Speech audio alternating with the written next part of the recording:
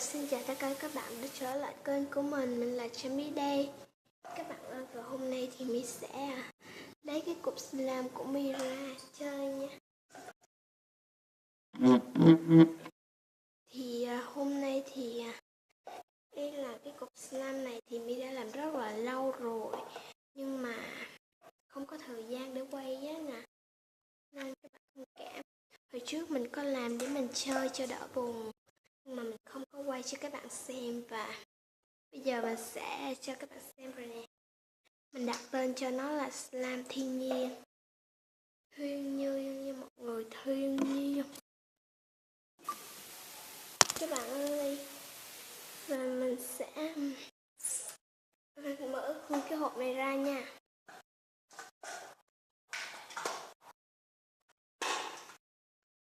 Đó, nhìn ở bên ngoài thì nó rất là lợn, nhưng mà nhìn vào trong máy quay thì nó đậm á nè. Bởi vì ở đây thì hơi tối, trời kia rất là nắng, nhưng trong đây thì rất là tối tăm luôn. Ô, có một cọng tóc rồi nè, các bạn có thể thấy không? Trong đây thì không thấy được. Ô, nó đã bị chảy rồi các bạn ơi. Bây giờ mình sẽ đổ nó ra nền luôn nha. Hay là hôm nay thì mình nghĩ ra một quyết định tốt. Mình có một ý nè. Hôm nay mình sẽ thử nghiệm mà làm slime không đồ đựng đồ khuấy nha các bạn. Cái thí nghiệm hôm nay là làm slime không đồ đựng đồ khuấy. Nhưng mà slime này thì đã được đong trước rồi, nhưng bây giờ nó chỉ bị chảy ra thôi. Mình sẽ vét ở trong này ra. Để hôm nào một ngày đẹp trời nào đó thì mình sẽ quay làm slime không đồ đựng đồ khuấy nha. Nếu như các bạn thích thì hãy cho mình một like. Bởi vì cái công cụ đổ hồ ra nền này, rồi còn đi phải di dời nữa, rồi đi lấy đồ đổ ra nè, làm nó hơi đông rồi. Lúc mà nếu như đổ hồ ra thì nó sẽ lên láng ra ngoài này luôn, còn cái này thì nó đã được hơi đông thôi.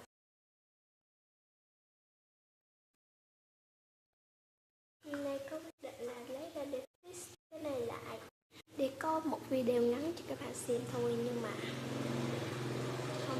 không ngờ là nảy ra một ý tưởng ngay lúc này luôn. Nhét cái hũ đi nữa rồi lấy cục slime mình làm xong nhét ha. Rồi bây giờ thì nó đã đông sẵn trước rồi, xíu rồi. Điều cục slime nó bị chảy thì chúng ta sẽ khôi phục nó lại bằng dung dịch, không thể nào thiếu dung dịch. Mình thích làm slime giống trong cái hình này nè. Đó, một cái bàn tay có cầm cái cục slime. Đó.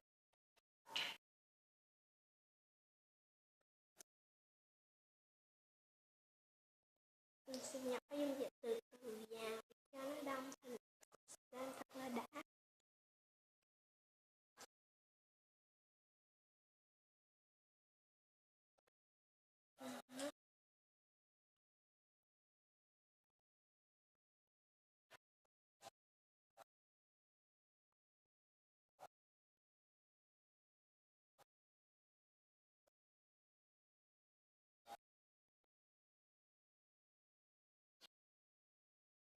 Dung dịch vào và bỏ hai tay vào trộn như mọi người. Cái khoảnh khắc mà không có ai mong đợi.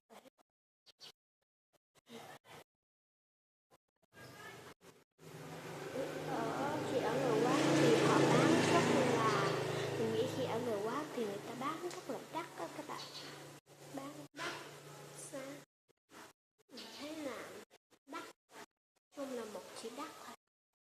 Bởi vì có nhiều người bán thì đắt, nhưng mà cái cục slime trong nó nhỏ, cái hình chiếc táo chừng này thôi,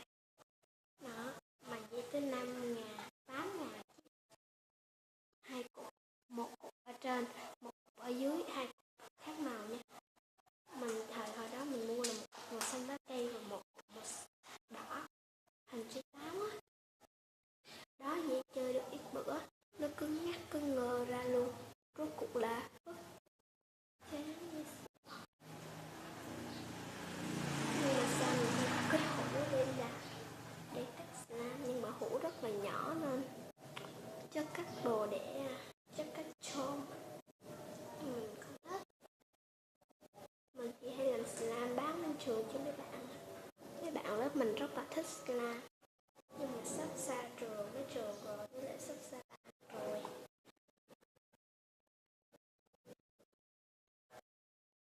Mấy ngày nay thì mình không đăng video mới thôi. Các bạn, cái video mà đi ra bãi hồi hôm qua thì ra ngoài kia thì nó rất là mát, nhưng mà mi quay thì nó hơi nhiều nha mọi người, nên đã có gì sai sót, nhưng mà mọi người thông cảm, vì cái gì mà mi hứng thú là mi nói nhiều lắm. Ở nhà không cũng nói nhiều.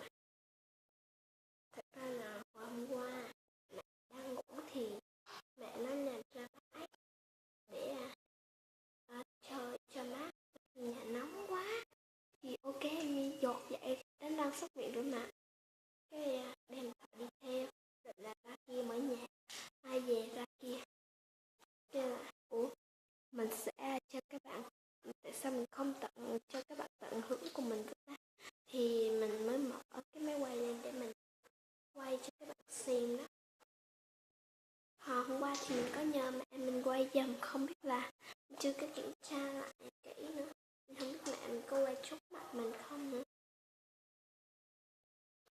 Mẹ mình thì hôm qua mới nói mình quay TikTok. Hôm qua đang quay cái dừng video lại cái chạy bò chí bạn kinh khủng luôn. Ai về chạy lại nguyên chỗ chiếc xe.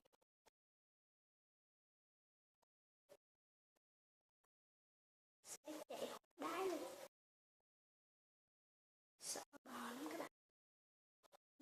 Mình rất là sợ bò luôn nha. Chờ hồi nãy giờ mà không có nói là cái slam mà cái chất slam cái phần này. Mình thấy cái slam này rất là đã luôn, click kìa. Không click cho lắm.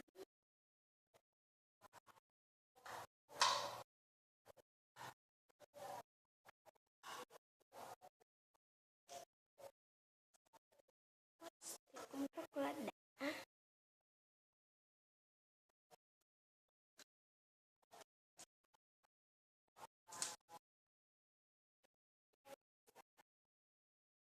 Cái này nó rất là relay luôn các bạn. Relay là rất là tuyệt vời trong very good các bạn.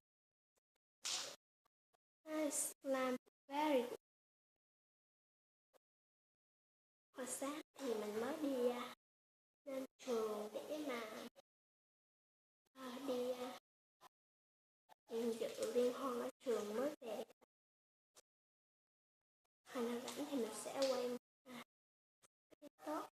Các bạn ơi, mình mới báo một tin buồn là mình mới bị mất một TikTok rồi. Cái TikTok của mình được 500 mấy, từ 509 tiền. Bây giờ nó mất nhiều rồi. Bây giờ mình đăng nhập lại nó không gửi 4 số vào cho mình nữa. Mình không hiểu vì sao luôn á. Bây giờ thì cái slam đã trở thành hết rồi. Bình thường mình làm slam xong mình không có chơi slam cho các bạn xem. Hôm nay mình sẽ chơi.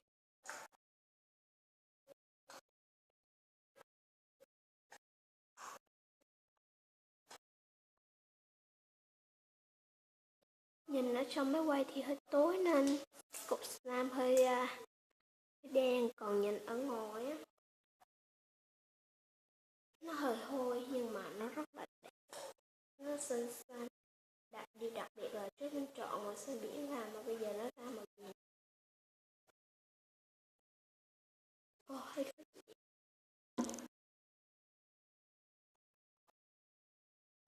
Một cặp tóc là liêu.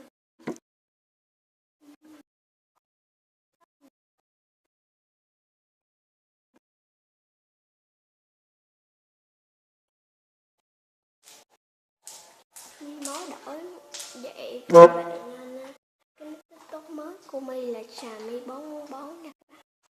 Mình mới làm lại là rất là ít tiền luôn. My có được 4 tiền mắt.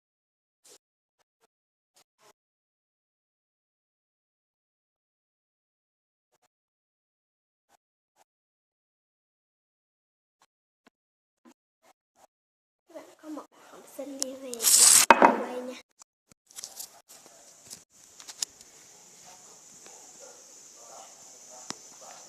Bạn ấy đang đi bộ về kìa các bạn. Quay lén, quay lén.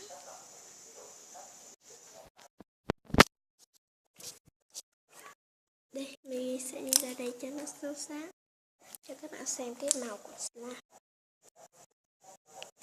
Sao nó cũng xấu hết các bạn. Chơi slime bên hồ cá này.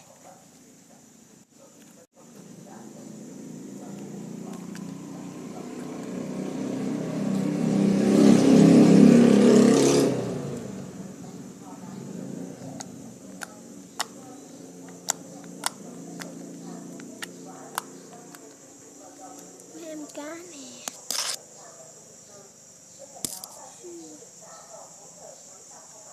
Có con cái vàng nữa. Hồ cá này nè.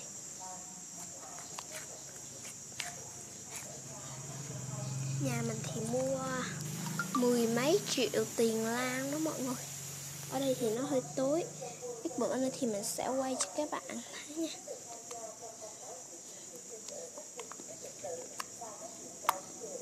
Nếu ai hay theo dõi TikTok của mình thì họ sẽ biết được các bạn. Và nếu như video đến đây là kết thúc rồi. Nếu như mọi người thích video thì cho video một like và nhớ đừng quên đăng ký video của mình. Bye bye và hẹn gặp lại các bạn ở những video sau.